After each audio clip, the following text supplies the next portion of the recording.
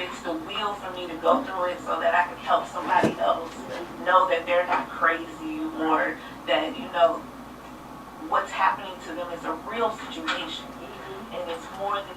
Welcome back to It's Getting Better All the Time Mental Health Outreach, providing information and support while encouraging hope and faith. You can log on to our website at igbattmho.org. Again, It's Getting Better All the Time Mental Health Outreach, providing information and support while encouraging hope and faith. And today I wanted to talk about, I entitled this broadcast, Katt Williams, Kanye West, and severe and persistent mental illness. What I want to do is share, I want you, if you can, I want to try to play this, and hopefully people can hear it. So let me go ahead and play it now. And it's a question that Kanye that was asked of Katt Williams in reference to Kanye West. And I wanted, if I could, hopefully people can hear it. If you can't, you can go to, I'm getting this from the Club Shay Shay broadcast, and it's a clip, and it's on Katt Williams on Kanye West. And I want you to, let me see if I can turn it up, and if you can listen to the piece. Let me play it, see what it'll play. What do you suspect's going on? I suspect that we're pretty awful people if we say that somebody got a mental illness and then we watch what they do.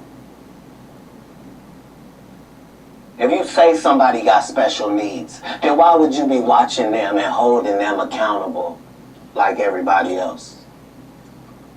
Wouldn't you grade them on a curve? Wouldn't you go, whew, this guy?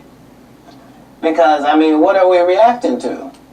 And let me play this again. Hopefully you were able to hear it.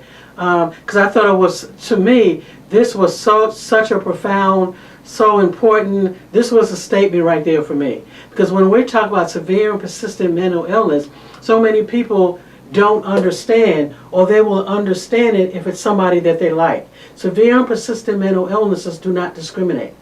When we're talking about, we're not just talking about mental illness, we're talking about severe and persistent mental illnesses. We're talking about mental illnesses, and then severe and persistent. Severe and persistent mental illnesses are those illnesses, such as bipolar, that are so severe and so chronic that they impact all aspects of an individual's life. So a person can be diagnosed with a severe and persistent mental illness and still have a personality. You have to know the difference between the personality and the symptoms of the illness. So even if the symptoms are managed, they still have a personality. That personality can be one of a jerk, it can be one of whatever you want to call it, but they're still sick. Having a severe and persistent mental illness is likened to somebody who has diabetes or someone who has hypertension. It's an illness that has to be managed. Sometimes you have symptoms that are more pronounced than others. You have symptoms that are less. But it's important for us to understand that. You can't just say a person has a severe and persistent mental illness when you like the person, or they have a severe and persistent mental illness when, they do something that's really, this is really out there. But when they say or do something else that bothers you, then it's not a mental illness, right? The person with a severe and persistent mental illness will always have that severe and persistent mental illness. It may be fluctuations in the illness. There may be periods of time when a person may go up and down. Yes, a person can be a genius and still have a persistent mental illness. We are looking at people self-destruct, and we are calling it out depending on how we feel about them, depending on what they say. Okay, so I'm going to spend some time talking about bipolar again, because we've talked about this before, but I just wanted to share this, talk about it again. I'm going to replay this from Katt Williams, and I hope you're able to hear it, because like I said, I thought it was really good. Kanye. From a distance, obviously, I don't know how well you know Kanye. I don't know if you've been around Kanye, but from a distance, what do you suspect's going on? I suspect that we're pretty awful people. He used to say, I suspect that we are pretty awful people, talking about us. If you can't hear it, Shannon Sharp asked him, what does he think about Kanye West? And he said, I suspect that we are pretty awful people. Keep if going. we say that somebody got a mental illness and then we watch what they do? What he said was, I suspect that we are pretty awful people when we say that a person has a mental illness and we watch what they do. Some of you are watching what Kanye West do just like it's a joke, right? And then we wonder why people don't want to get help. We wonder why people don't say there's something wrong with me. And then when you call out the symptoms, then there are people who say, oh, he's just doing that to get attention. He's just doing that.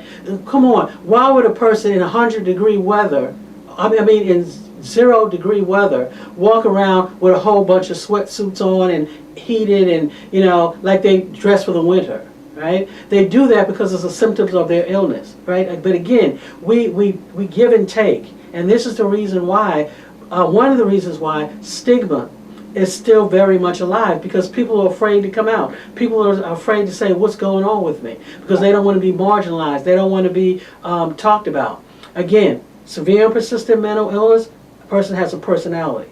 Just because the person has a personality that you like or don't like, or they are exhibiting signs of their personality that you like or you don't like, doesn't take away from the fact that they have a chronic, persistent, long-standing mental illness that they will always have that needs to be managed with medication, and the symptoms may go up and down. Everybody's different.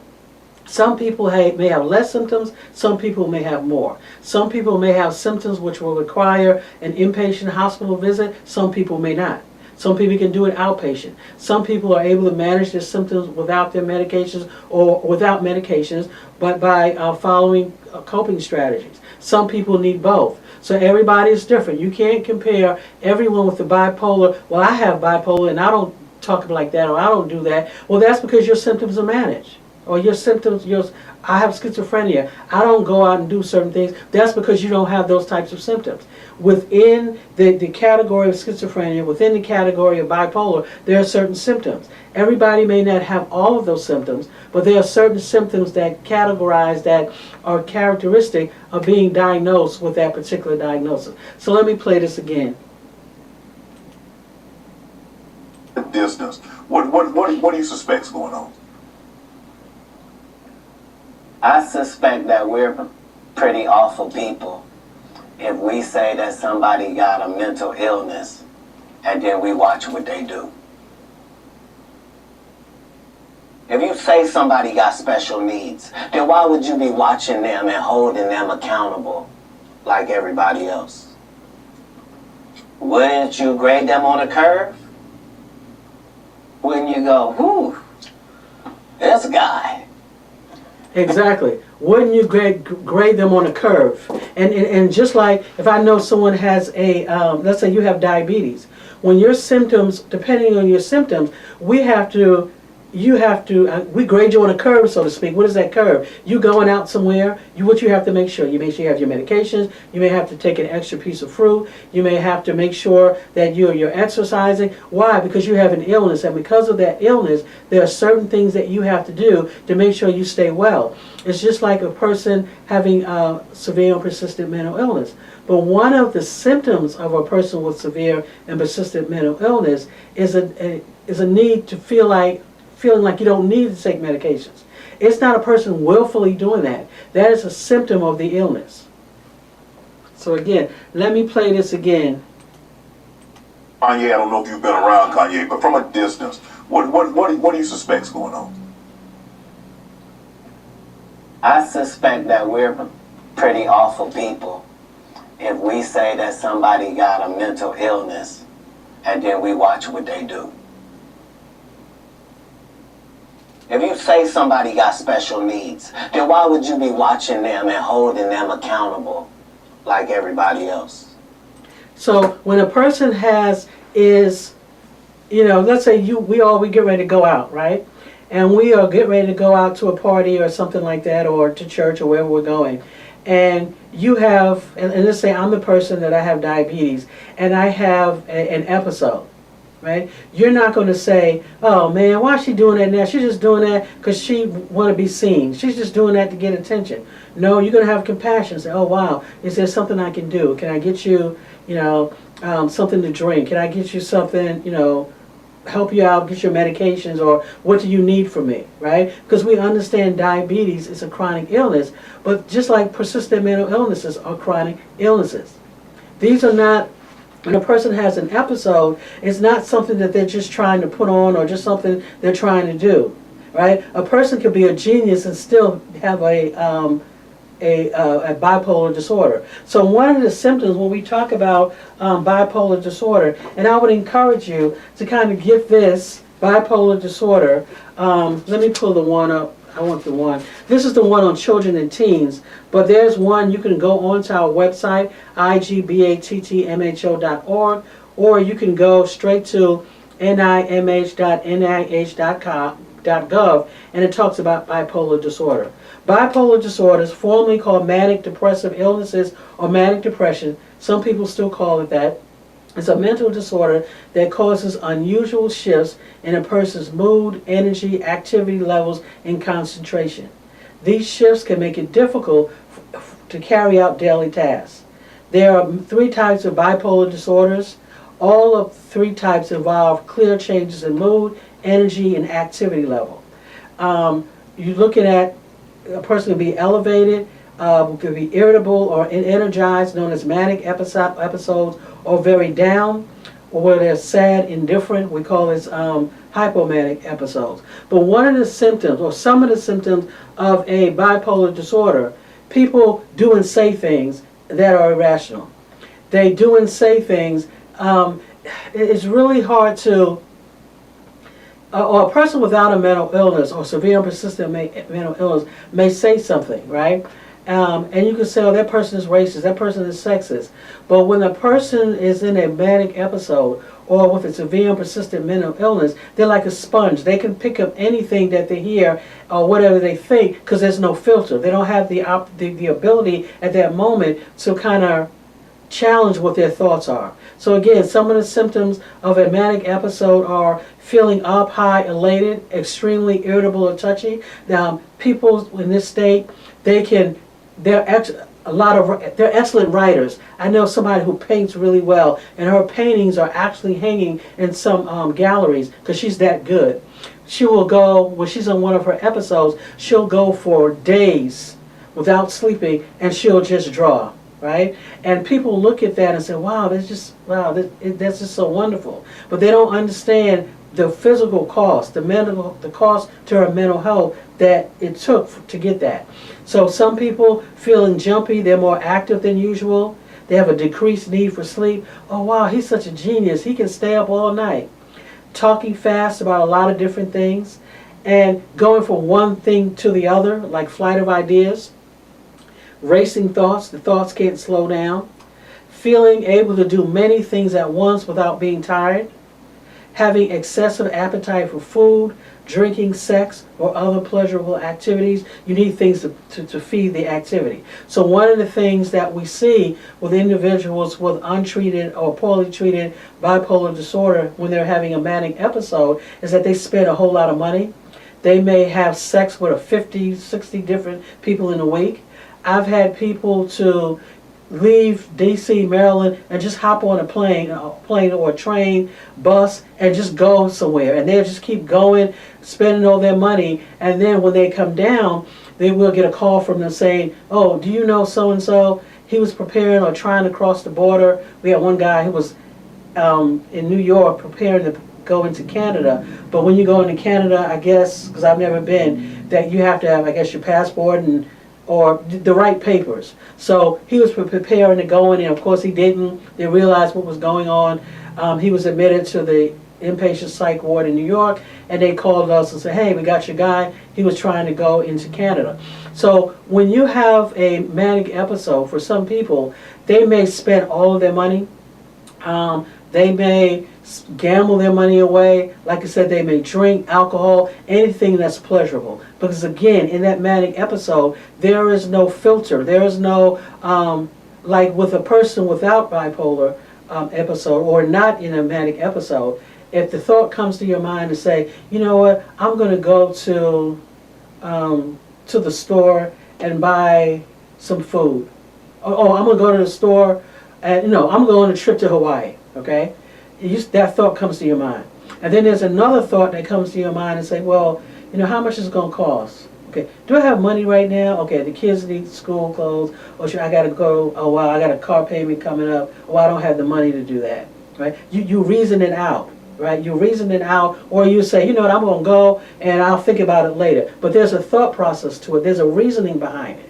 When a person who is in a manic episode, we think we do, we think we say. There's nothing to filter there. So they think about, I may say, oh, I'm going to go to Hawaii. And I just get up and go to Hawaii. I just grab my bags, go to the ATM, take out all the money on my account, and I'm on my way to Hawaii. I'll buy myself a ticket, and I go to Hawaii, spend all my money while I'm in the manic state, live high on, on different hotels, out on the beach, all of that.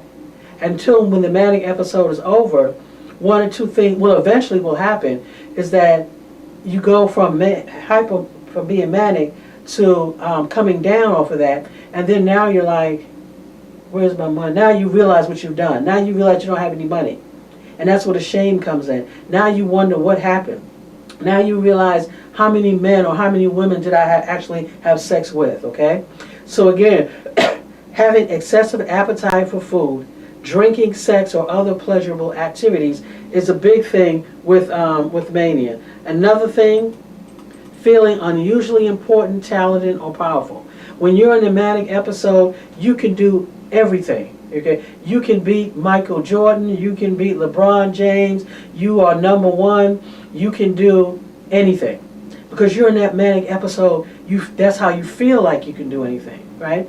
If you don't know anyone if you know someone, talk to someone and ask them if they will tell you what it's like when they're going through their manic state. You're on top of the world. And this is what happens when people will confuse mania. When a person is manic and they're displaying this particular symptom, you would display them as being arrogant. You would display them, oh, he's being very, what is the word? He's a narcissist, or she's a narcissist. You start saying things like that. You start mixing up the terms, calling everybody a narcissist, and not realizing that you're looking at someone with a severe and persistent mental illness, someone with bipolar, someone who is having a manic episode. When we talk about severe and persistent mental illness, there are several illnesses. We talk about schizophrenia, we're looking at bipolar, psychotic depression. Some states add others to that definition. Now, you have mental illness, then you have severe and persistent mental illnesses. Severe and persistent mental illness, or serious mental illness, is a term that is used. It's actually used by the federal government. I'm going to turn this down. It's used by the federal government.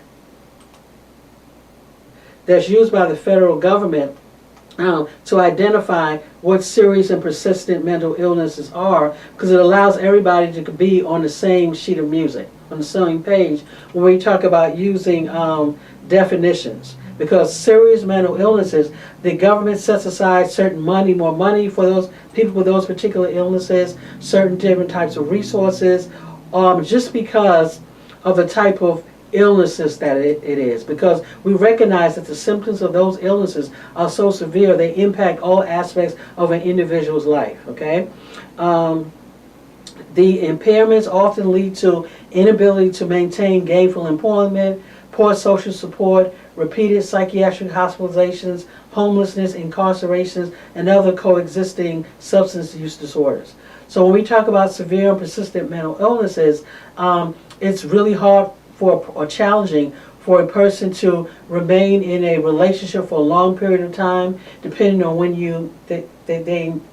they get into the relationship, to have resources. A lot of times when you see them, they may not be fully engaged with what's going on around them. So we recognize severe and persistent mental illnesses are a category of illnesses that are so severe that they require ongoing support. So when you talk about bipolar disorder, you talk about Kanye West, we're talking about someone who has been diagnosed with bipolar disorder, someone who has, and as a result of that disorder, is going to need some type of ongoing support. Someone who will have symptoms will fluctuate. I can't believe the number of people who are looking and maybe because I've just been doing this for a while, you're looking at somebody with bipolar disorder, they're displaying the symptoms, and you bypass the symptoms and make excuses. Recently, he's going around saying that he is God. Remember what I just told you about bipolar disorders. It is interesting. I don't know who's around him to see this, because relapse doesn't just happen overnight. There's usually a pattern to the relapse. And this is an example. I'm not just talking about Kanye West. I'm using this as Kanye West and as an example for other family members, for other individuals. People living with bipolar disorders. If you're living with someone with a bipolar disorder, when you see that mania, there's usually was something before that. But when you start seeing the mania, when you start seeing the changes and symptoms, that's the time you want to act. You don't want to wait until the person totally self-destructs. You don't want to do that. But that's what we do in society. As Katt Williams was saying, what type of people are we? We're watching this. We're watching someone self-destruct. We'll watch people, we'll bypass people on the street. We'll see our loved ones, we'll see our family members cycling, having mental health episodes, and we'll step over them. And maybe because of their presentation, because of the way, or they cursed us out, because of the way they behave, we don't understand that what we're looking at is symptoms of an illness that's being manifested through the personality, right? Everybody has a personality. But when you're talking about someone who's saying, I don't no longer believe in God, I am God. Okay, that's a symptom of the illness. That's different from someone else who just you can't compare a sick person to a person who's not sick, right? You can't compare a person who, as Katt Williams said, wouldn't you grade that person on a curve? When you see these symptoms, wouldn't you get that person help? Wouldn't you encourage that person to get support? Right? Wouldn't you encourage that person to get help for that individual? Right? Why are we so focusing on, when you see these symptoms, you automatically are triggered by something that this person said that you didn't like, or that they're talking about your favorite person, or they hurt your feelings, that you're overlooking the fact that this person is ill. This is a symptom of their illness. So when you're looking at hypomania, or mania, because there's a difference. There's manic mania, and then there's hypomania. I'm talking about mania. You're looking at someone that unusually important, talented, or powerful. And then you have the depression that goes along with this, right? Depressive episode, feeling down, sad, or anxious, slowed down or restless, having trouble falling asleep, talking very slowly, is just the opposite, okay?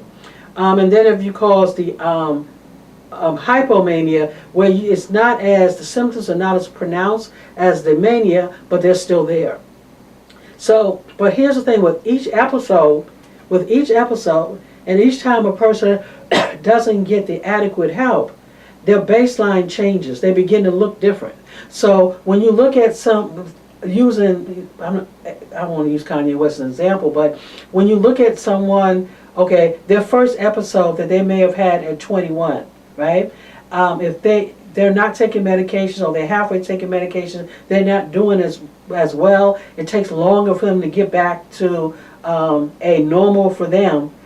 With that ongoing cycling, that ongoing of taking medications, coming off medications, going into treatment, coming out of treatment, in and out, it changes the baseline, so they begin to look different. So even when they do get help, they never look like they were before. Because, if that makes sense, it's hard to get a person to look like they were before if they were going in and out of treatment. I'm taking medication for a few years, I'm off medications, next 2 years I'm just, living in my symptoms. And then I get back on medications, and now, I'm back, I'm doing well, but it's never the same. It's like a person you think about with relapse off of alcohol use, right? You start taking alcohol, it gets out of control, you get help, you're in AA meetings, you're getting support, you're doing okay, and then you relapse for a period of time. And during that period of time, you're just drinking, drugging, you're living life, you're doing all this type of stuff. So 5 years later, now you decide you want to come back to get back on your recovery journey, which is great. But once you get back on your recovery journey, the impact that it had on your body, those 5 years had on your body, a lot of times can't be erased. The impact, because now your liver is impacted, right? Now maybe you have tuberculosis, which happens a lot. Now maybe you have HIV or diagnosed with HIV. Now, or whatever, right? Physically, it's taking a toll on you. So you were here before, then you relapse, right? Now you're back, and now you don't go back here, you come back here, right? So now the next time you're fine, but now you relapse again. Well, you relapse again, okay, and then you're going through this cycle, let's say another 2 or 3 years. You were taking your medication that you needed, you're no longer taking it, so now other symptoms and other things are coming back up. So now when you go back, get back on a relapse, back on recovery, you're still not where you were. So it's similar to people with serious and persistent mental illness, right? You have to manage the illness. Okay, it's hard to get back to where you were if you're not managing your illness properly. So again, there is treatment for severe and persistent mental illness. People living with a serious and persistent mental illness can have children, can keep a job, can live their lives just like anyone else, but it takes managing the illness. As I always say before, we have to normalize severe and persistent mental illnesses just like we normalize diabetes, just like we normalize hypertension. We expect a person to have a relapse. It's not a surprise. We expect to see fluctuations in symptoms with a person living with bipolar or schizophrenia or another serious and persistent mental illness. It's not surprising. We expect it. We expect a person with diabetes to have to manage their symptoms, who may, even if they're managing the symptoms, they may have an episode. We expect that. So again, when you're talking about a bipolar disorder, it's not a thing where you get well and you're forever fine. That happens with a small population, small percentage of the population, but that's not with everybody. So you have this thing where a person is diagnosed with the illness, they may be fine for a while, and then because they're fine for a while, you're thinking, oh, they're okay, and then when something happens, you think, oh, they're just saying that. Instead of focusing so much on what they're saying, how about trying to see what we can do to get this person help? Okay, what they're saying is a symptom that this person needs help. Let me see if I can move through this quickly in my 6 minutes that I have here. Again, so when we look at like bipolar disorders, okay.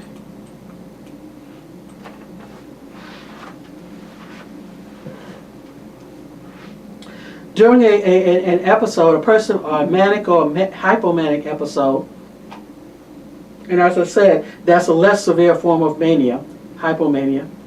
During a hypomanic episode, a person may feel very good, be able to get things done, and keep up with day-to-day lifestyle. This is the key. During a hypomanic episode, an individual may feel great, they may be able to get things done, and keep up with day-to-day lifestyle. The person may not feel that anything is wrong, but many family members and friends recognize changes in mood or activity levels as possible symptoms of bipolar disorder. Without proper treatment, people with hypomania can develop severe mania or depression. So you're looking at hypomania, mania or depression, because the person can have both or one or the other.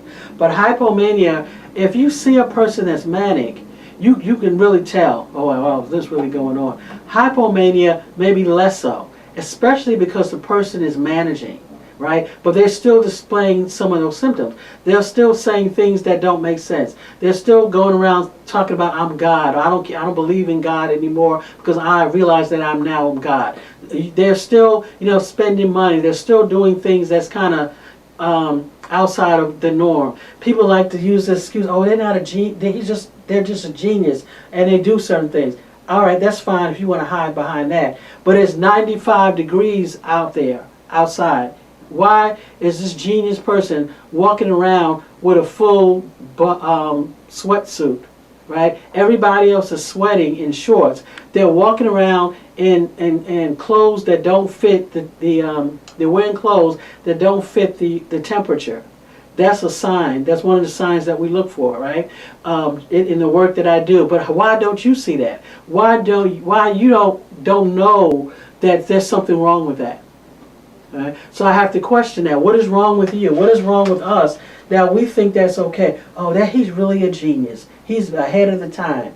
Yeah, he may be wearing something that he created, but that suit that he's wearing is 105 degrees in that suit, and it's 95 degrees outside. Why is he walking around in that suit? And you think, oh wow, that's a genius, that's really great. Come on. We do that because we pick and choose. We have to be able to separate when a person is sick, they're sick. It has nothing to do whether I like you or not. Oh, he's saying things, oh, he don't believe in God anymore. He never believed in God before. Or he's a person, that's what happens, he used the Christian community. He wasn't really that. The man is sick. You don't know when in a symptom, when you're having episodes, hypomania, mania, you don't know what you're saying at that particular moment. Now, yes, he does. Yes, he does. What happens is you don't have the filter. You don't have the ability to process what you're saying. Doesn't make sense. It's like you may have said something in front of your child about a friend. Well, I don't like going to her house because the house is never clean, right? But you go. You're able to go.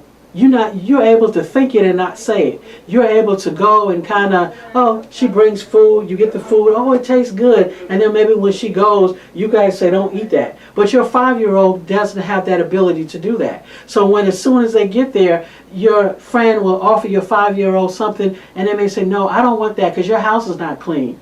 And everybody's looking, and you're smiling like, I don't know why she said that. She said it because she doesn't have the filter. They don't have the ability to orient to person, place, and time. When a person is in a manic episode or a hypomanic episode, they don't have the ability to orient properly to person, place, or time. Okay, they don't have to orient to know. Okay, yes, everybody has a feeling at one time or another where they doubt God.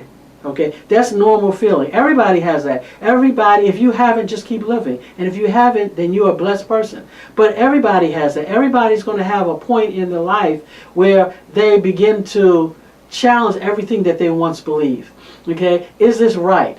That's human. That's natural to do that, especially as we go and progress. I used to like apple pie. Now that I've been around other people, I realize, I like peach pie. Right? It's natural to grow, right? There's nothing wrong with challenging that. Who is God? Why does God exist? All of those things are natural. They're natural. There's nothing wrong with that. But when you have a person with a severe and persistent mental illness or bipolar, it makes it worse because there's no filter. So again, bipolar, genetics, we're looking at brain structure, environmental, it could be a trigger. It's treated with medications. Therapy, talking to people, it's important to find the right medications. If you are living with bipolar, you want to make sure that you stick with your treatment plan. You want to make sure you have exercises, that you have friends, that you realize that you have an illness that has to be managed. It's getting better all the time. Mental health outreach, providing information and support while encouraging hope and faith. Educate yourself about bipolar before you start talking and saying things that are not accurate, that are not true. Have a great day, and God bless you. Again, it's getting better all the time. Mental health outreach. What type of people are we when we watch a person self-destruct and laugh and think it's funny, think it's cute, and we do nothing? We do nothing to get the person help. All we do is talk about it.